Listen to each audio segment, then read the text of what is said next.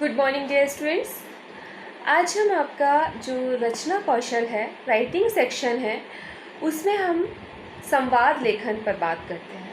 संवाद किसे कहते हैं? संवाद है क्या? संवाद की ज़रूरत क्यों होती है? ये चीज़ एक प्रश्न बनता है। संवाद का मीन्स है डायलॉग्स, बातचीत, आपके दो लोगों या दो से अधिक लोगों के बीच में होने वाले वार्तालाप, उसे हम कहते हैं संवाद। अगर हम संवाद नहीं करेंगे, हम बातचीत नहीं करेंगे, हम वार्तालाप नहीं करेंगे, तो अपनी बातों को दूसरों तक कैसे पहुंचाएंगे? अपनी बात को दूसरों तक पहुंचाने के लिए हमें वार्तालाप की ज़रूरत तो पड़ती है ना। अल्फाजों की, लफ्ज़ों की, शब्दों की ज़रूरत पड़ती है। जब वो शब्द वाक्य में प्रयोग कर लिए जाते हैं तो वो वाक्य बन जाते हैं, और फिर वाक्य के बाद उसके बाद उनको हम संवादों के माध्यम से, डायलॉग के माध्यम से अपनी बात को दूसरों तक प्रकट करने में आसानी होती है, पहुंचा देते हैं। संवाद का अभिप्राय बातचीत या वार्तालाप से है। दो व्यक्तियों के बीच बातचीत को ही हम संवाद कहते हैं।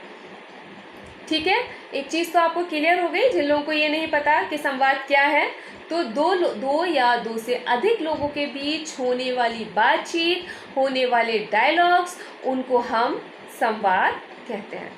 अब बात आती है कि संवाद जब हम लिखते हैं तो लिखते टाइम हमें किन किन बातों का ध्यान रखना चाहिए। क्योंकि जब भी हम कोई काम करते हैं, सपोज़ हम अपने घर में ही अगर कुछ काम करते हैं, तो उससे पहले हम ये सोचते हैं ना कि इस काम को करने से पहले हमें क्या क्या ध्यान रखना है, क्या क्या नहीं रखना है। तो संवाद लिखते समय किन किन चीज़ों का ध्यान रखना आवश्यक है? एक अच्छे संवाद के लिए, एक अच्छा आपका नंबर लेने के लिए, किन संवाद में जिन चीज़ों की आवश्यकता होती है लिखते समय, उनको हमें समझना बहुत ज़रूरी है। क्योंकि अगर हम उसको नहीं समझेंगे तो हम अच्छे से संवाद नहीं लिख पाएंगे, है ना। संवाद लिखते समय एक तो सबसे पहली चीज़ है, नंबर 1, संवाद छोटे, सरल और संक्षिप्त होने चाहिए। जब हम डायलॉग्स लिख रहे हैं, संवाद आपको क्लियर हो गए ना, डायलॉग्स, तो जब हम संवाद लिख रहे हैं वो छोटे छोटे होने चाहिए, बहुत लंबे नहीं होने चाहिए, जो क्लियर ही नहीं हो। दूसरी चीज़, उसकी जो भाषा है वो बहुत सरल होनी चाहिए, जो सामने वाले के इजीली समझ में आ जाए, और संक्षिप्त होनी चाहिए, वही छोटा होना चाहिए। दूसरी चीज़ है, संवाद रोचक और सरल होने चाहिए, उसमें रोचकता होनी चाहिए, सुनने में अच्छे लगने चाहिए। संवाद की भाषा, तीसरा पॉइंट आता है, संवाद की भाषा पात्रों के अनुकूल और भावपूर्ण होनी चाहिए। संवाद की जो डायलॉग्स की लैंग्वेज है, जो भाषा है, वो जो पात्र हैं, जो दो लोग बात कर रहे हैं, उनके अनुकूल होनी चाहिए, और भावपूर्ण, उसमें फीलिंग्स होनी चाहिए, भाव होना चाहिए। भाषा जो है वो पात्रों के अनुकूल होनी चाहिए। जैसे पात्र हैं उनके हिसाब से, पात्र कहते हैं कैरेक्टर, जो कैरेक्टर है उसके अकॉर्डिंग ही उसकी भाषा, उसकी लैंग्वेज होनी चाहिए। ओके, नेक्स्ट है आपका, संवाद घटना, परिस्थिति व समय के अनुकूल होना चाहिए।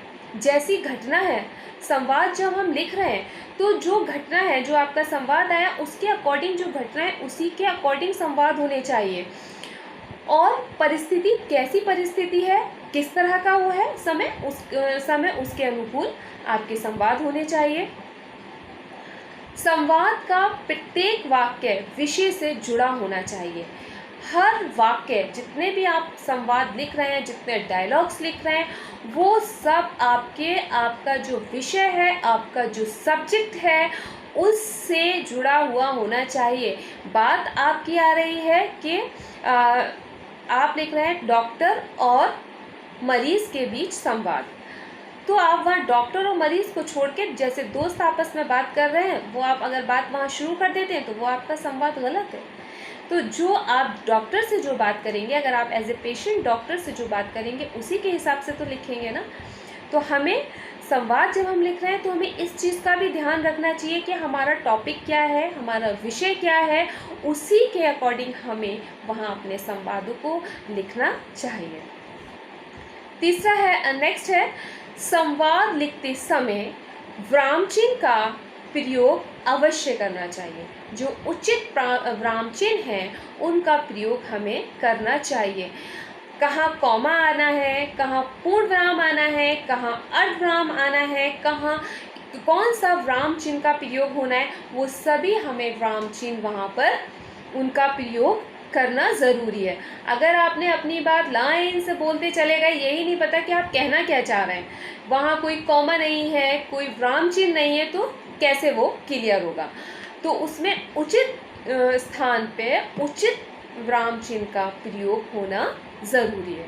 ओके, नेक्स्ट है पात्रों के मनोभावों को कोष्टक में लिखना चाहिए। मनोभाव मन की बात को, पात्रों का जो कैरेक्टर है उसके मन की बात को कोष्टक में लिखना चाहिए। कोष्टक हमने 8th क्लास में भी, जिन लोगों ने मुझसे पढ़ा है, विराम चिन्ह मैंने पढ़ाए थे, 8th क्लास में समझाया था कि कोष्टक का प्रयोग हम क्यों करते हैं।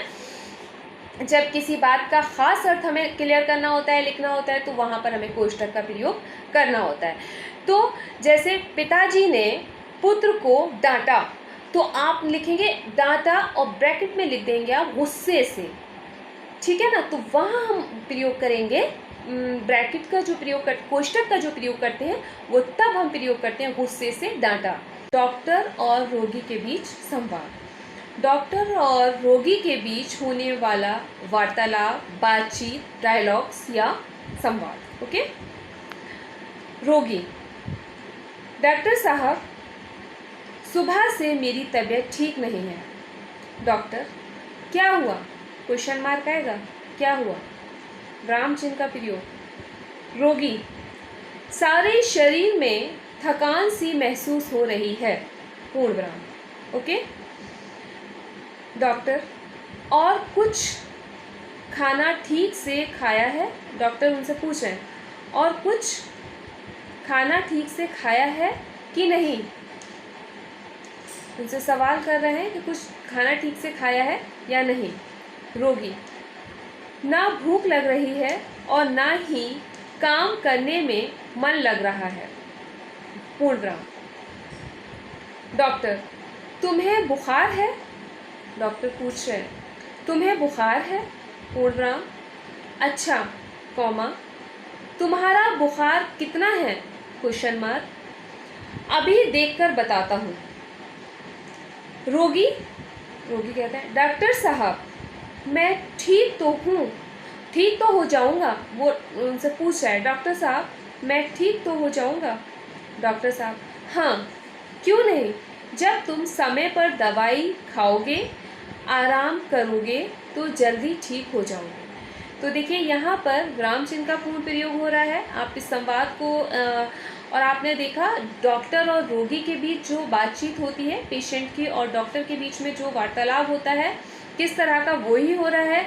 यहाँ कोई और बात नहीं हो रही। सिर्फ जब डॉक्टर के पास पेशेंट जाएगा तो अपनी तबीयत से रिलेटेड, अपनी जो भी डिसीज़ है, जो बीमारी है, उससे रिलेटेड वो बात करेगा। तो विषय के अनुकूल यहाँ पर बात हो रही है। डायलॉग्स आप देख रहे हैं, छोटे छोटे डायलॉग्स हैं, ज़्यादा बड़े नहीं हैं। भाषा उनकी सरल आ रही है। तो ये सब चीज़ें, इसको हमें लिखते समय ध्यान रखना चाहिए।